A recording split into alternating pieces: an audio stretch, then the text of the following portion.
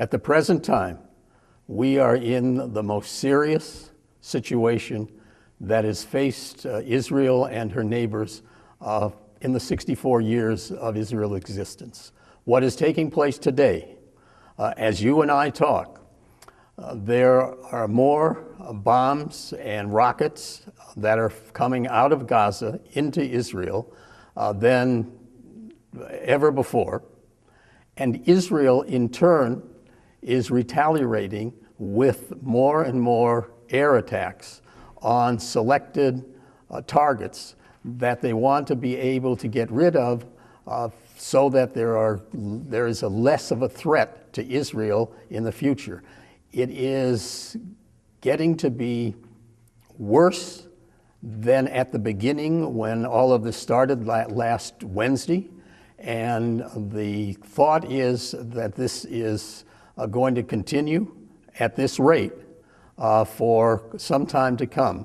Israel has not sent in troops as yet, has not sent in tanks. However, they are all lined up along the border in case they feel that is necessary.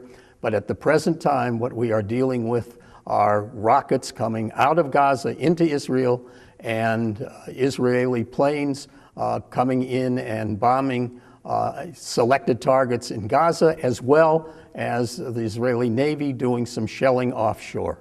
It's having a tremendous impact because, as you have indicated, prior to this time, the rockets were relatively limited in size and limited in scope.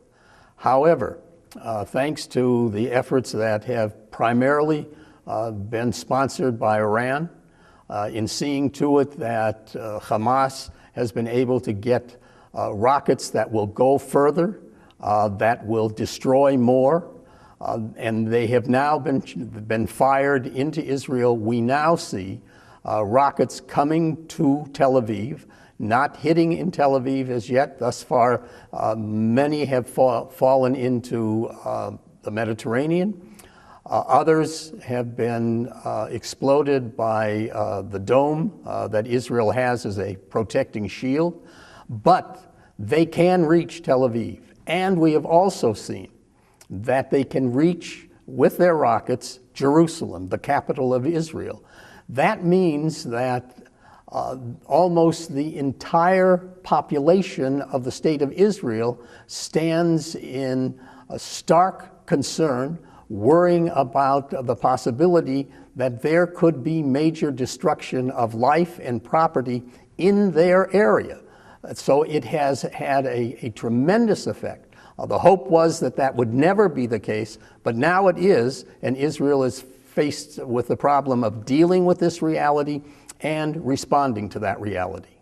At the present time, we have over 1,000 rockets that have been shot into Israel.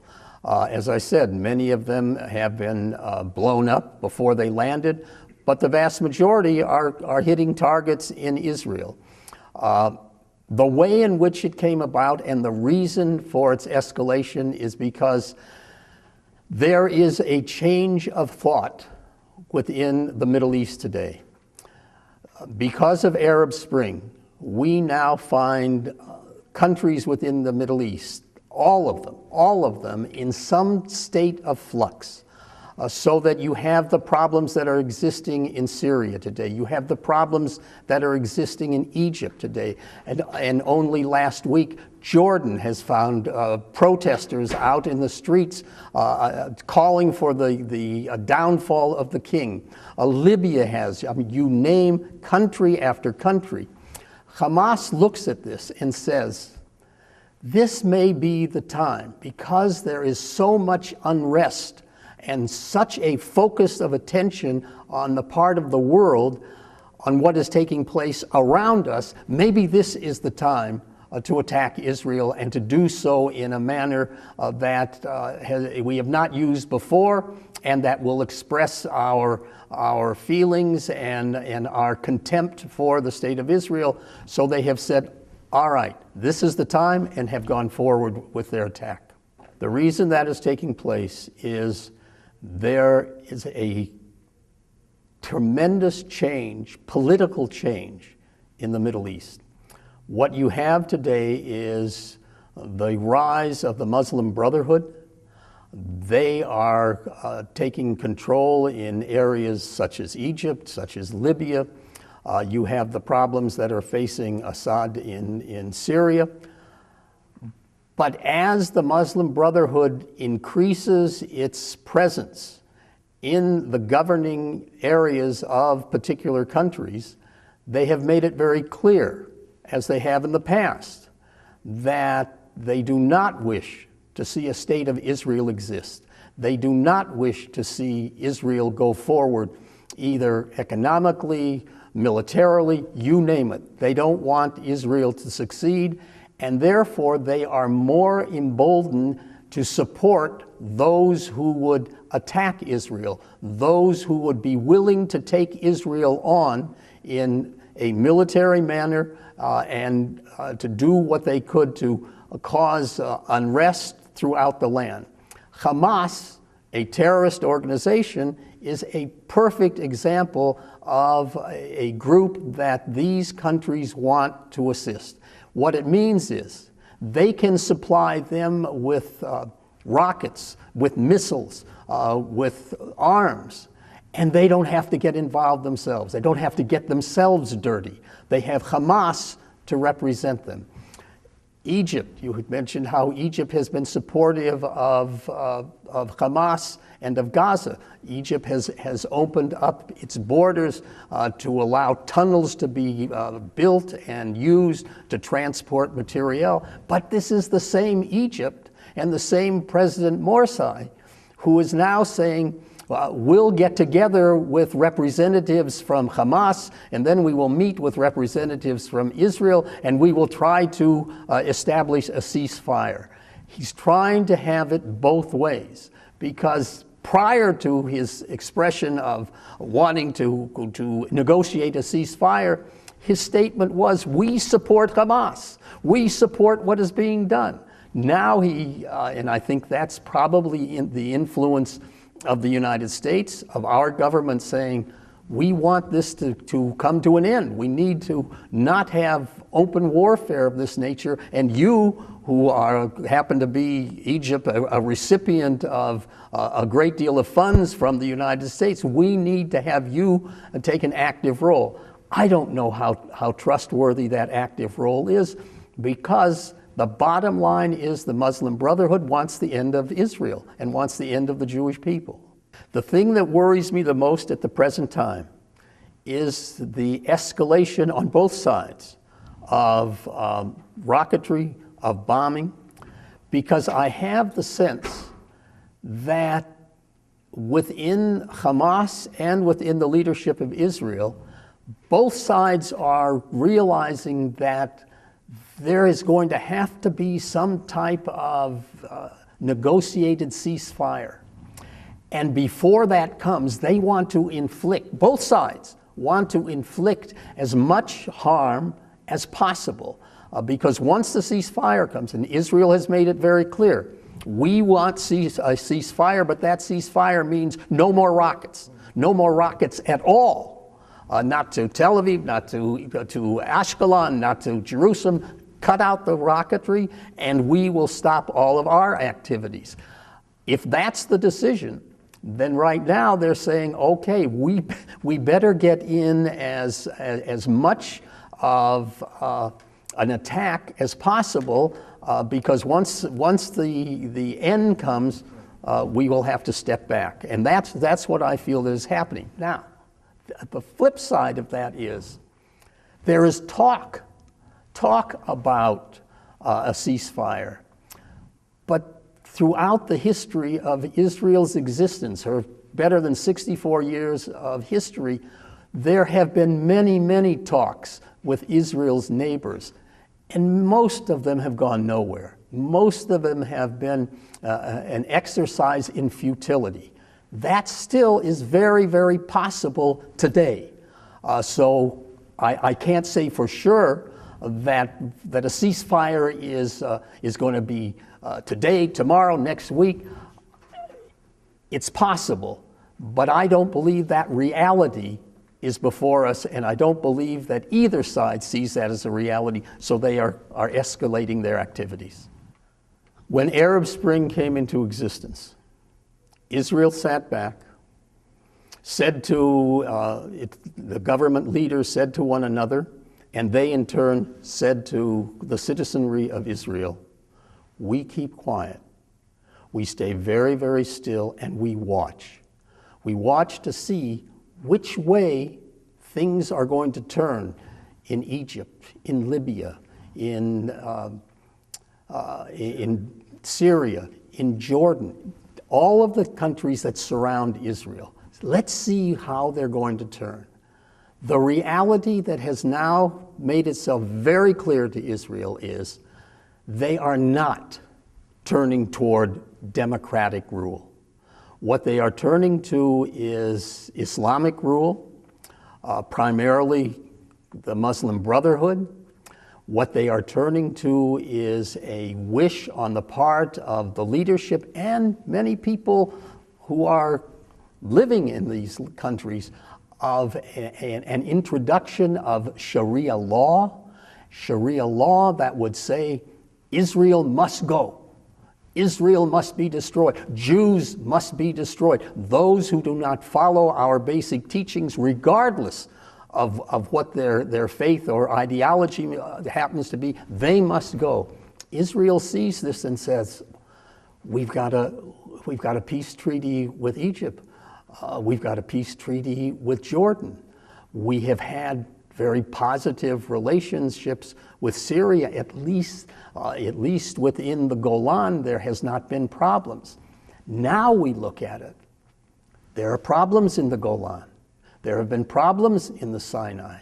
There are problems that we have with Turkey. There are problems that we have with Jordan, and Israel feels more isolated than she ever has before. And what that has meant is Israel has made the decision, we have to take care of ourselves.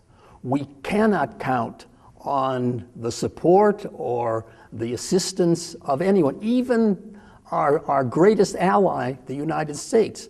They will back us with words, and they will back us with, as is taking place today. President Obama has made it very, very clear that Israel has the right to protect itself. Israel says that's our responsibility, and that's what we must do as we face all of our neighbors. We reach out our hands in friendship.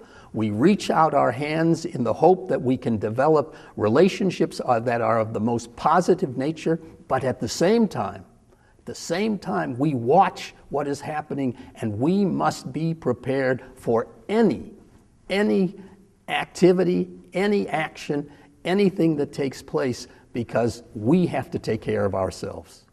It is absolutely critical for Jewish and non-Jewish friends of Israel to realize that we are the voice of Israel.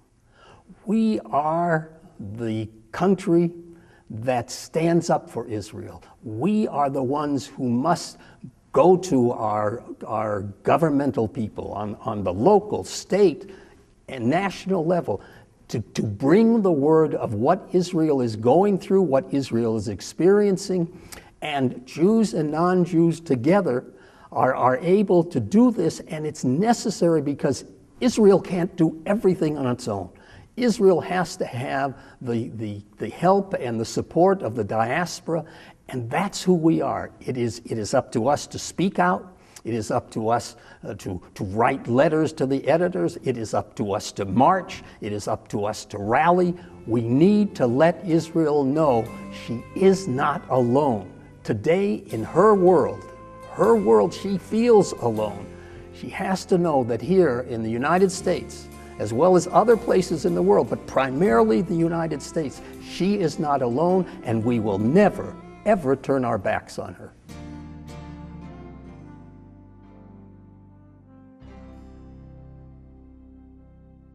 Yes, I think that the situation that's currently taking place in Israel is a situation that we've been confronted with on numerous occasions. This is not the first time that this has happened. As you may know, Israel, the state of Israel, is 65 years old in its modern form. Prior to that, it's been 2,000 years since the Jewish people have had a homeland. And ever since Israel came into creation in 1948, May 14th, 1948, they've been battling to keep the country alive in a very hostile environment in the Middle East. Yeah, we like to take responsibility to be sort of the central address of the Jewish community. We want to be the place where both the Jewish community and the general community comes when they want to know what's going on in things Jewish. Particularly in something like Israel, people, whether it's the Jewish community or the general community, that are concerned about the violence in the Middle East right now, when they need a place to go, we want to be the place they come for information. So we send out email blasts. We use social media, Facebook, Twitter, whatnot, to give people the opportunity to stay informed. One of the things that we find most frustrating is the misinformation that goes on.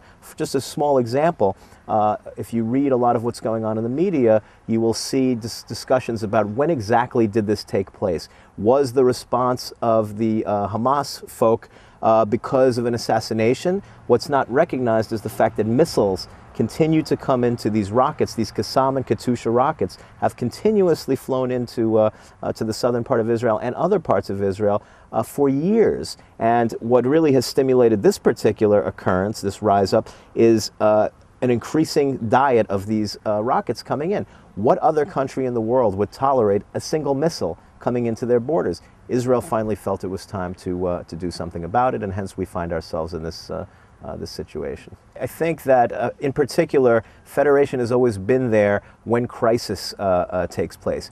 We're there year-long and for everything that goes on, but certainly when things happen, like what's going on in Israel right now, when there are wars, when something needs to be done to galvanize the community. For instance, really within days, what we've done is we've put together a solidarity peace gathering, which will take place on Friday in particular this week, where hopefully upwards of 1,000 people, Jewish and non-Jewish, will show up in support of Israel. So that allows people to come out and do something to show their support for Israel and for this democratic entity out in the Middle East. But whether it's hurricanes that have happened here in Florida, whether it's tsunamis that we've seen taking place in Japan or in other places, the Jewish Federation is a place where the community can rally around to raise money. If people want to express themselves that way, how can I help? I'll write a check for $50 or for $100. If they want to come out to something like a rally, we do those. We provide a number of cultural and educational activities throughout the year to enhance the lives of the people in this community, both Jewish and in the non-Jewish community. Well, you are correct. There are a number of people that are in this community that have people that are living in Israel. There are people in this community who have children that are fighting for Israel in this particular battle that have been called up into Gaza. So yes, there's tremendous angst and anger and frustration. And what we're here to tell them is that the Jewish community, and frankly a wonderful general community here in Sarasota, Manatee, stands with Israel. We stand and we support Israel. We stand together to support the Jewish community. And in fact, the Jewish Federations of North America nationally, as we speak, have a contingent of North American leaders that literally flew out to Israel, knowing that this violence was going on, putting themselves in immediate harm's way to stand with these people. And in fact, one of the representatives in Israel said, it's amazing because even our folks in Knesset haven't been here in the South, and we don't expect that they will be, yet you came all the way across the ocean to stand here and be with us. And so these are different kinds of expressions of support that are made possible through the existence of something like the Jewish Federation. I think the message for those of us that live in the United States is that the Jewish community has always been and will continue to be a major contributor to the culture and the fabric of America. That Jewish people have contributed to the American culture and society. We continue to be good citizens and good neighbors, not only to fellow Jews, but that we've enhanced the life of America and of Americans. And that as it pertains to things like the Middle East, we want people to be well educated. We're not trying to slant anything. We want people to be informed about why it's so critical to have a state of Israel as a democracy in the Middle East for the safety and security of our Western society and culture in general. So we want to promote that in the non-Jewish world. We want people to have access to facts. The message is we stand with you. We support you, we stand with you, we will provide you funds, we will be there with you when we can be there with you, and carry on. Times will get better. Stick with it.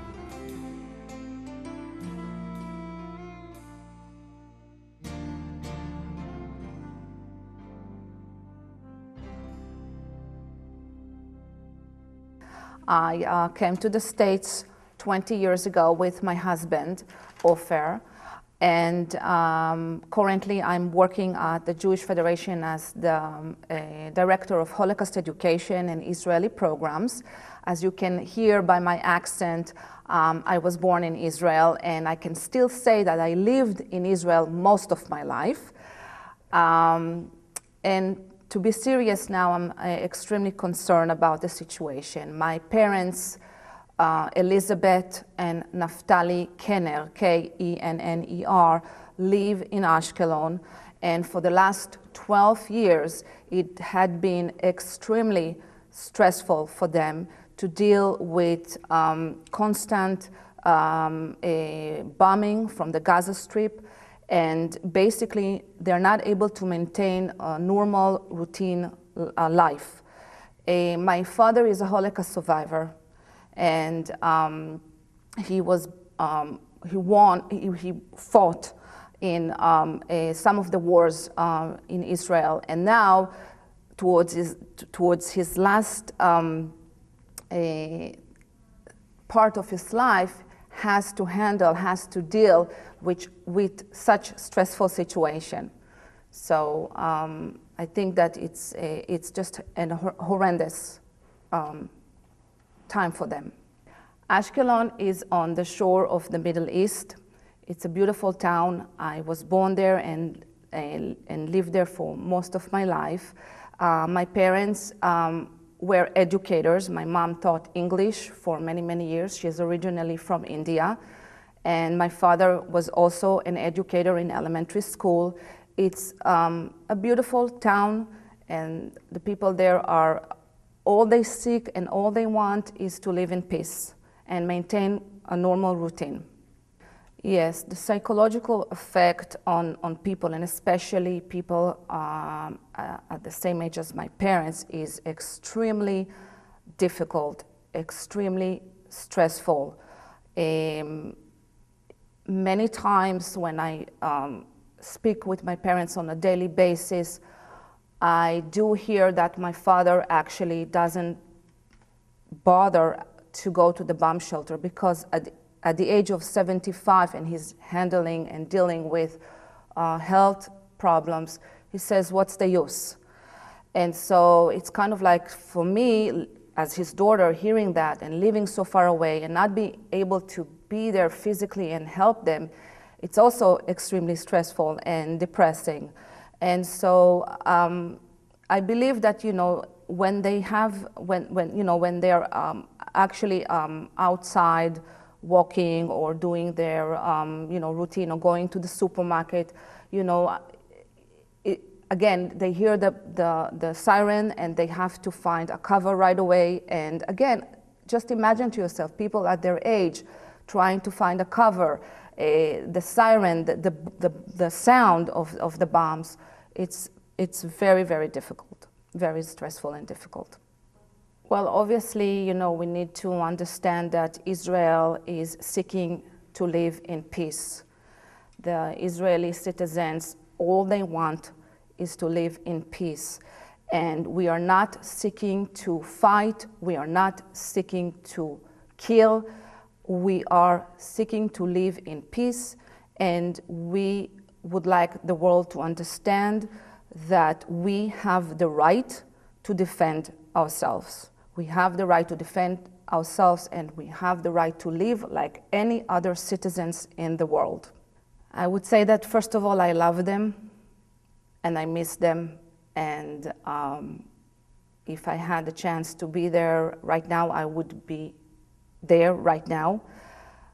In the phone conversation that I had with my mother last Thursday, she said to me, Orna, I'm so happy and so thrilled to know that you live far away from this hell, to know that you, your husband, your 2 children are safe, that you have a normal routine life, and this is my comfort. And I want you to be strong, and she tells me, my mom, who is living in Ashkelon, and she had to hang up the phone and run to the shelter, she is telling me, you gotta be strong. It's not the right time to visit us. We are fine, we are surviving, and good times will come and we will be reunited. So don't worry about it. But my comfort is that you are far away and safe in Sarasota, Florida.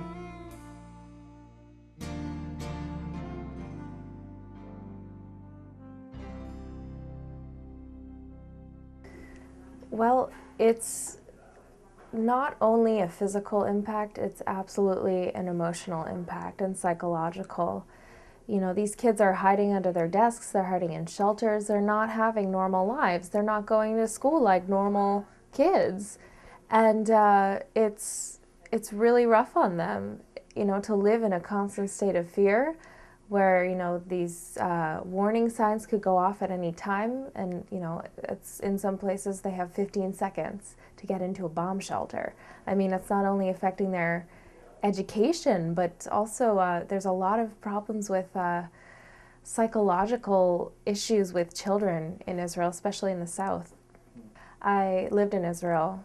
I did a study program over there, and, you know, I think it's absolutely, we want peace. I want peace, you know, and I think especially the younger generation, more and more, that's what we want, you know. I know Israelis that's what they want. It's, you know, I think we really need to listen to each other. And that is so difficult when you have people saying, no, this is what I want, and I want to get what I want, and I won't stop until I get it. And that's what we face. That's the struggle. Well, I work with the teens in this community specifically, and also some younger kids. But we do a mission to Israel for teenagers every year, every summer for 15 days. We take them all over. And those kids that have gone on those missions are probably the most passionate people that I've seen in our community, to be honest. They were the first ones, you know, on Facebook to post pictures and sayings about standing with Israel, and it's because they've been there, and at such a time in their lives, it's really amazing to see how passionate they feel about it. And we are getting them out to our demonstration. We're really focusing heavily on the kids and their stories and their support. We want people to know that the Federation is here as the support for Israel, the core support, and that the people in our community can step up and join us and show their support as well, and that there are lots of ways they can do that. You know, we are putting out e-blasts, we're putting things in the newspaper, ads and an op-ed went in the newspaper, Facebook, social media, our website. It's really important that we stand up for Israel, and we send this message that Israel has the right to defend herself, just as any other nation would, and that we stand for that. Well, in Israel, the young people are required to go into the army when they turn 18. Men are required to serve 3 years, and women 2. And I know people in Israel that feel so dedicated, and they feel it's their duty. I even know a soldier in the IDF right now who was born in Israel. He lived in America and worked here for a while, and he went back to Israel. He's in his 30s, and he felt that it was his duty and obligation to serve in the army. You know, and we have kids here too, not kids, but young adults that have come from this community have made Aliyah, moved to Israel, and joined the army because of some of the experiences they might have had on trips to Israel, but really because of this passion, this connection that we feel to the state of Israel. It's kind of, there's just something, and I can't explain it, and nobody can really explain it. There's something that ties us to that place. I would like them to know that there is a great presence of support for Israel. There is a lot going on. We are working so hard here. This is really our first priority in this office. Since all this started really happening, every person in this office has been working so hard. So many people throughout the community, not only our Jewish community here, but our interfaith partners as well. And we are all coming together as a community in support, and we're showing that to Sarasota.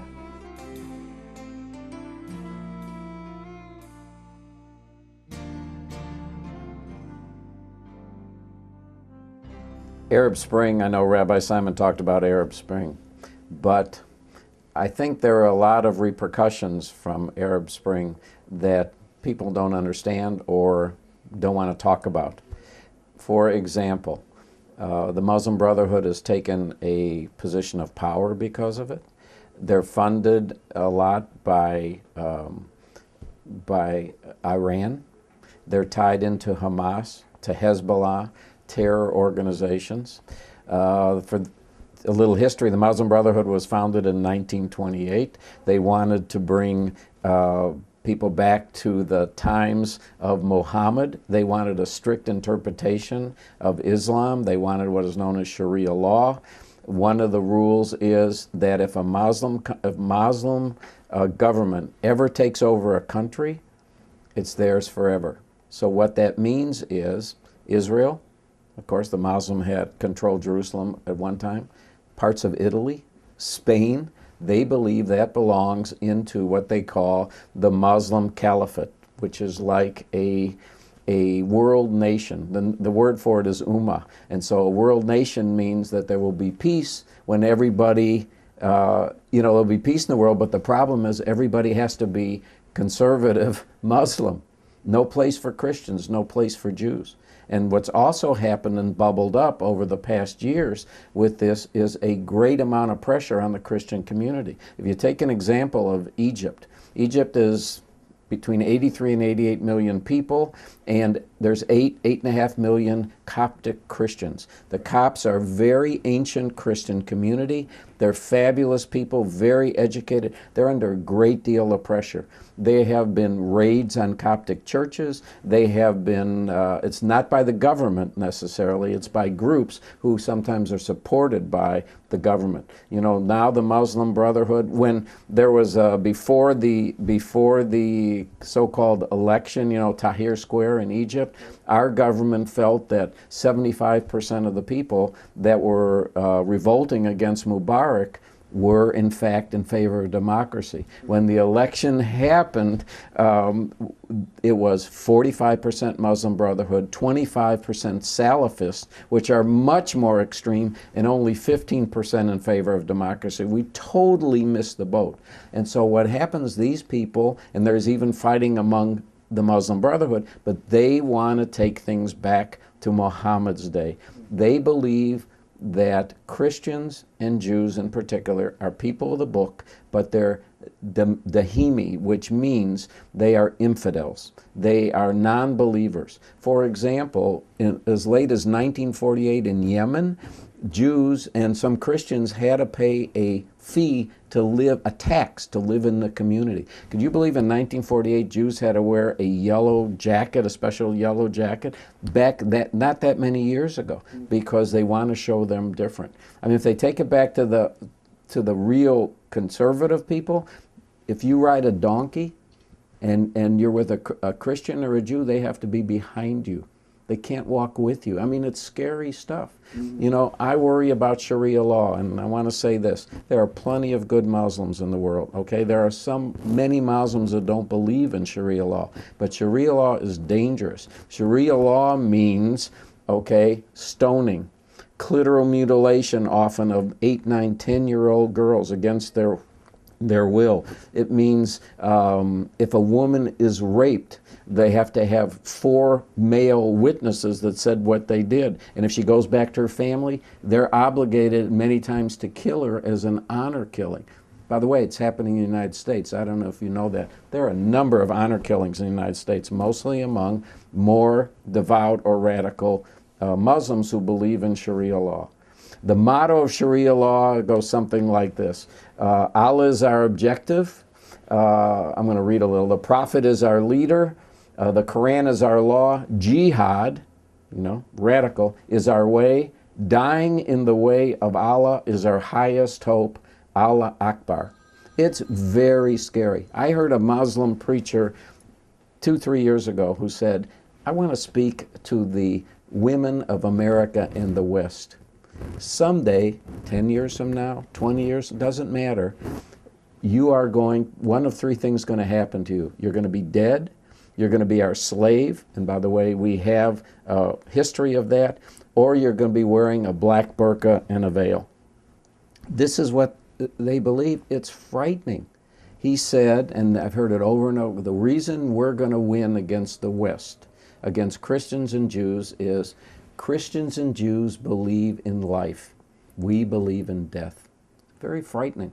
There's no question about it that Hamas feels emboldened. They feel emboldened because there's turmoil, and you know, evil often works in times of turmoil, and they feel emboldened because Iran is supporting them. They feel emboldened because of the fact that Egypt, which was stopping the Muslim Brotherhood for so long, is now run by the Muslim Brotherhood. You know, Marcy is a Muslim Brotherhood person. They feel emboldened because they're getting supplies through tunnels direct. They're not being stopped anymore. They feel emboldened because the Bedouins have more action in the Sinai. They feel emboldened because of what's happening in Syria, and people are, you know, the vision is going over, the action's going over there, so they feel they have more of a free hand. They feel emboldened because they have longer range rockets supplied by Iran. They feel emboldened because members of Al-Qaeda have actually moved into Gaza, into Lebanon as well, by the way, and they feel emboldened by that. These guys are experienced fighters.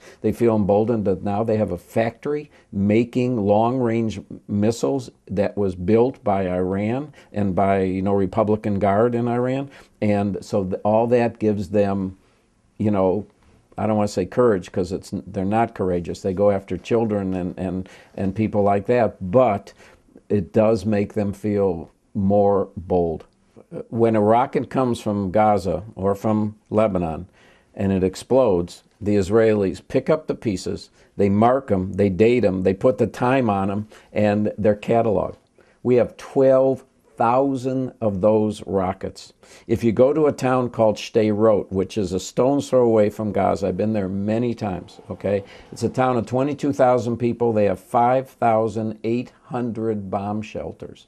The playground, you know, like a caterpillar where kids play, it's a bomb shelter. So the kids have 15 seconds, because it's so close, they have what they call red alert. They hear the alarm the minute a rocket goes. They have 15 seconds to get to a safe place. It's absolutely horrible. And what happens is kids are afraid to shower. Kids are afraid to be separated from their parents. Parents have children living their whole life in bomb shelters. It's no fresh air. I mean, it is a horrible, depressing, unfair situation. You know, Israel spends so much time and so much energy, and they just aborted a mission this morning because they felt there were children around where this was. Israel spends their time trying not to hurt civilians. Hezbollah and Hamas spend their time going for hospitals, school buses, kindergartens. I mean, it's crazy. The last time I was in Israel, we walked into something called Magen David Adom, which is like the Red Cross, and they were teaching 11 and 12-year-old kids how to do tourniquets. I mean, it's heartbreaking. It's inhumane, and it's absolutely wrong. People in the West can't understand it. By the way, going back to that emboldened question, there's another reason why they feel emboldened. The media is so brutal against Israel overall compared to where they are, and not you, Charles, but how they are. It's true. And it makes them feel, the Hamas and Hezbollah feel, hey, they're on our side no matter what they do. And so it's really a bad situation. The BBC, I mean, I'm going to get hell for this. CNN, the New York Times, they're so slanted, in my view, about how they present the facts. I mean, if in America, can you imagine if Mexico or Cuba or Canada shelled 12,000 rockets on our schools, on our kids and stuff? We'd be there after 2 rockets. But America's asked, the European Union has asked, everybody says, Israel, please don't go in, please be patient. What do? It's really a sad situation. It takes 2 to tango. It takes 2 people in negotiation. You've got to want to negotiate. Israel has offered land for peace. They have offered deals on right of return. They fund the PA. They train their police. They are building their economy. You know that the West Bank, the PA, their economy is growing 8% a year. It's unheard of. Why? One of the big reasons is Israel's working with them and helping them. Where the economy in Gaza, you know, it's corrupt. It's doing terrible. My prayer would be that someday this leads to peace. But the problem is Iran, who's behind all this, doesn't want peace. Hamas, their whole organization is toward the destruction of the Christian and the Jewish world, and they can't live within Israel. So it's really, really a terrible issue. I believe in a 2-state solution. I think it's fair, okay? I think there's a way to do it.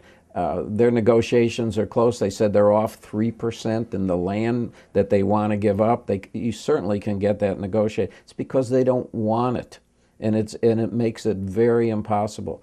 I mean, I would pray that Israel has peace. I mean, look, Israel has the second most number of companies on IPOs, the second most on NASDAQ. They're leaders in medical technology. They just developed a technology, Charles, that developed by an Israeli Arab, by the way, that you can walk into you know how you get blood pressure and all that taken at a doctor's office? Now they have a smelling thing, a breathing thing that detects cancer.